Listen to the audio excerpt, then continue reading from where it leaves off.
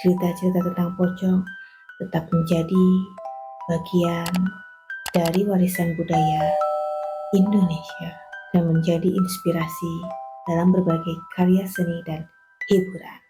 Hai, selamat datang di channel Cerita Puja. Jangan takut ya, jangan kabur. Semut. Ada semut.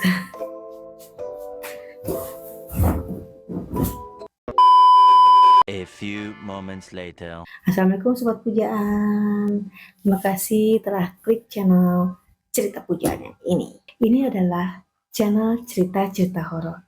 Jika tidak percaya dengan cerita-cerita yang akan kami bawakan, tidak apa-apa. Anggap saja ini adalah dongeng sebelum tidur. Yuk langsung ke ceritanya.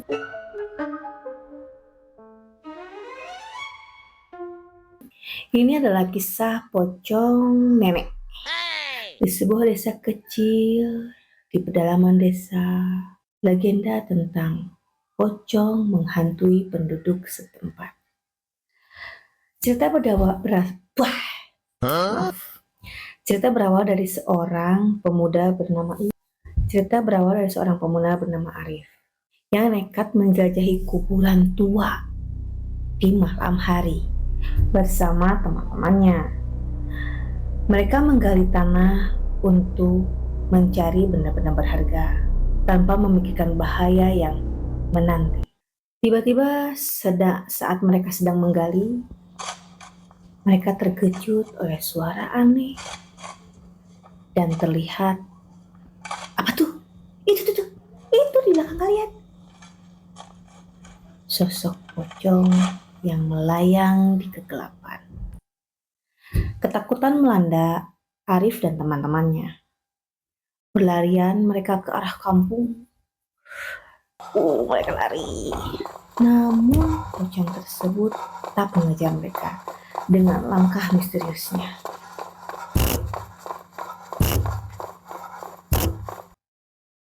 Arif yang terpisah dari teman-temannya, yang teman-temannya ke kanan, Arif ke kiri. Ya, dari awal juga mereka nggak kompak sih. Memutuskan untuk menghadapi pocong tersebut. Tapi pikir-pikir si Arif berani juga ya. Dengan keberanian yang ditemukan dari dalam dirinya, Arif bertanya kepada keinginan pocong tersebut. "Hei, kenapa kau mengejarku, Cong?" kata Arif. Ternyata saat dilihat-lihat oleh Arif, pocong itu adalah arwah seorang nenek yang meninggal dalam kesedihan. Wajahnya sedih, raut wajahnya sedih. Memang menyeramkan, namanya juga ya makhluk supranatural.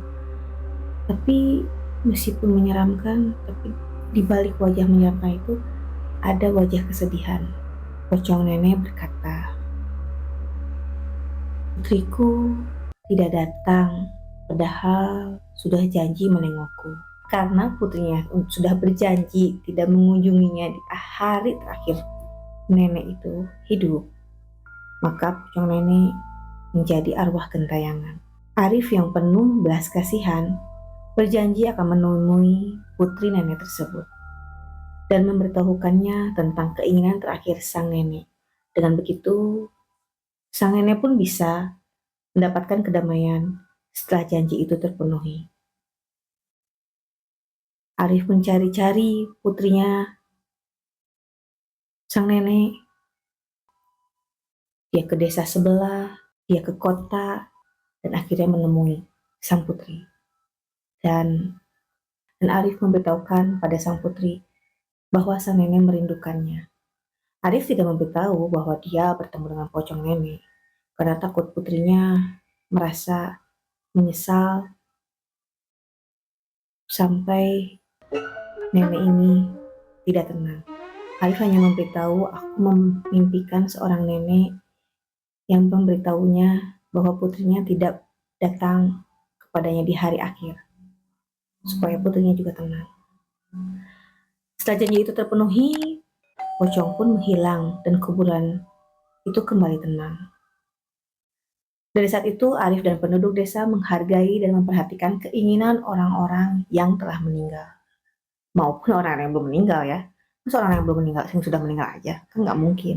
Mau orang yang sudah meninggal atau yang belum, semuanya berhak punya keinginan dan punya. Orang yang sudah meninggal atau yang sebelum meninggal, semua orang berhak dihargai. Jadi sehingga tak ada lagi pocong yang menghantui kuburan mereka dan tidak ada cerita-cerita mistis di desa Arif. Keberanian Arif serta pertemuannya dengan pocong menjadi legenda yang terus diceritakan di desa itu. Supaya desa itu selalu menghargai pendapat orang-orang. Ini adalah kisah cerita penghantar tidur untuk kalian yang susah tidur. Maaf jika ada kesamaan cerita, ini hanyalah dongeng. Sebelum tidur, kisah ini memberikan pesan yang sangat berarti. Jika punya janji, tepatilah. Maka dari itu, janji kalian mana? Yang tadi mau subscribe, like, komen, dan share. Jangan lupa ya, subscribe. Dan 100 dong. Kalau enggak itu, bakal kalian tuh.